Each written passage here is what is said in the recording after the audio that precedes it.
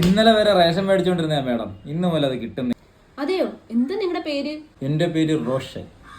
റോഷന്റെ ration എന്ത് പറ്റി? ഒരു വേലയും കൂടി ഇല്ലാത്ത എന്റെ BPL കാർഡ് എങ്ങനെ APL കാർഡായി? എനിക്ക് ഇപ്പൊ അറിയണം. റോഷൻ റഫ് ആവാതെ, ലെറ്റ് മീ ചെക്ക്. ഓ, നിങ്ങളാണല്ലേ ആ റോഷൻ? അതെ മേഡം, ഞാനാണ് റോഷൻ.